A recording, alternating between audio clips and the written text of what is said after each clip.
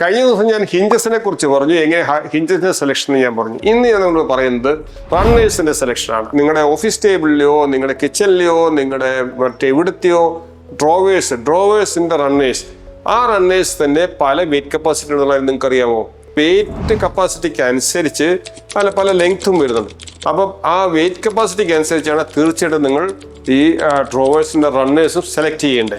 അല്ലെങ്കിൽ ഏതെങ്കിലും ഒരു റണ്ണർ എടുത്തു കഴിഞ്ഞാൽ തീർച്ചയായിട്ടും അതിൻ്റെ അകത്ത് വെക്കുന്ന വെയിറ്റ് കൂടുതലെന്നുണ്ടെങ്കിൽ അതിനനുസരിച്ച് തീർച്ചയായിട്ടും അത് വളരെ ഈസി ആയിട്ട് ഡാമേജ് ആകും. നിങ്ങൾക്ക് എന്നും മെയിൻ്റനൻസ് പുറകെ നടക്കേണ്ടി വരികയും ചെയ്യും.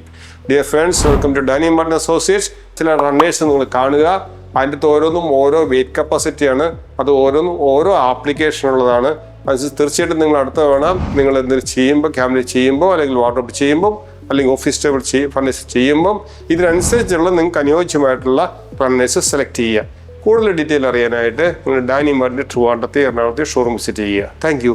ഇത് ഫുൾ എക്സ്റ്റൻഷൻ റണ്ണറാണ്, ഇത് സിംഗിൾ എക്സ്റ്റൻഷൻ റണ്ണറാണ്. വെയിറ്റിൽ വ്യത്യാസമുണ്ട്. ഇത് 70 kg വെയിറ്റ് കപ്പാസിറ്റി റണ്ണറാണ്. കണ്ടോ, ഇതെന്ത് സ്മൂത്തായിട്ട് ആയിരുന്നുണ്ടോ? അതിൻ്റെ വെയിറ്റ് ഉണ്ടോ? 55 കിലോയോളം ഉണ്ട് വെയിറ്റ്.